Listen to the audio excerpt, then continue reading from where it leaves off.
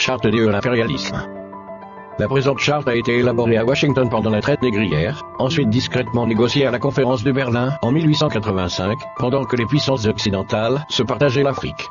Ils négocièrent secrètement à Yalta le partage du monde en deux blocs après la Deuxième Guerre mondiale, et pendant la création de la Société des Nations, l'ancêtre de l'ONU.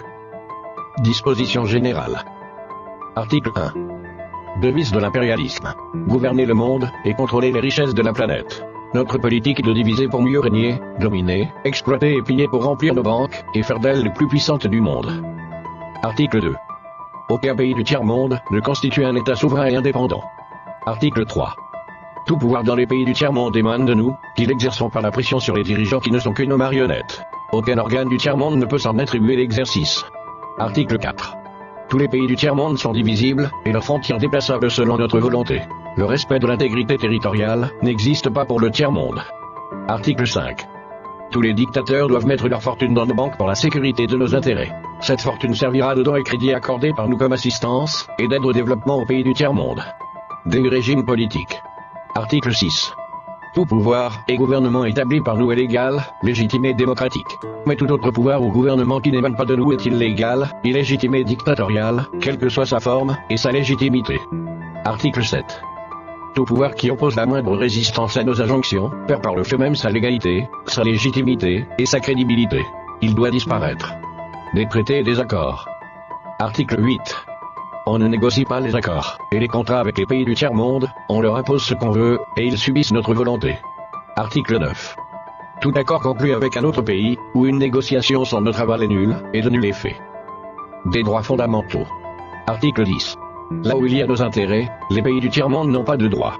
Dans les pays du Sud, nos intérêts passent avant la loi et le droit international. Article 11. La liberté d'expression, la liberté d'association, et les droits de l'homme, n'ont de sens que dans le pays où les dirigeants s'opposent à notre volonté. Article 12. Les peuples du tiers-monde n'ont pas d'opinion, ni de droit, ils subissent notre loi et notre droit. Article 13.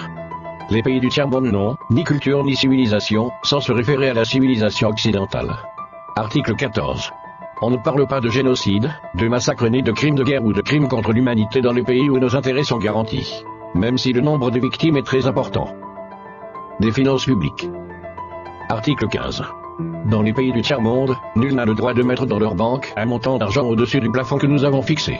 Lorsque la fortune dépasse le plafond, on la dépose dans l'une de nos banques pour que les bénéfices retournent sous forme de prêts ou d'aide économique au développement en espèces ou en nature. Article 16. N'auront droit à l'aide précitée les pays dont les dirigeants font preuve d'une soumission totale à nous, nos marionnettes et nos valets. Article 17. Notre aide doit être accompagnée des recommandations fortes de nature à empêcher et briser toute action de développement des pays du tiers-monde. Des traités militaires. Article 18. Nos armées doivent être toujours plus fortes et plus puissantes que les armées des pays du tiers-monde. La limitation et l'interdiction d'armes des destructions massives ne nous concernent pas, mais s'imposent aux autres. Article 19.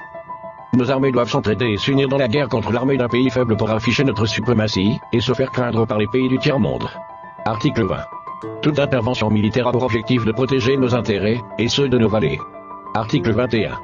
Toute opération d'évacuation des ressortissants des pays occidentaux cache notre mission réelle, celle de protéger nos intérêts, et ceux de nos valets.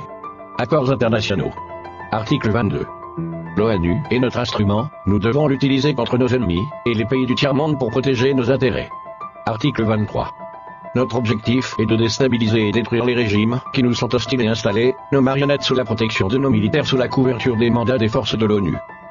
Article 24. Les résolutions de l'ONU sont des textes qui nous donnent le droit et les moyens de frapper, de tuer et de détruire les pays dont les dirigeants et les peuples refusent de se soumettre à nos injonctions sous la couverture des résolutions du Conseil de sécurité de l'ONU. Article 25.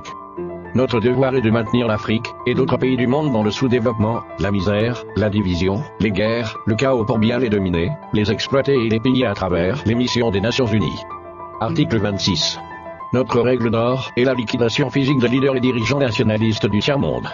Article 27. Les lois, les résolutions, les cours et tribunaux des Nations Unies sont nos instruments de pression contre les dirigeants et les leaders des pays qui défendent les intérêts de leur peuple. Article 28. Les dirigeants des puissances occidentales ne peuvent être poursuivis, arrêtés ni incarcérés par les cours et tribunaux de l'ONU, même s'ils commettent des crimes de guerre, de génocide, ou des crimes contre l'humanité.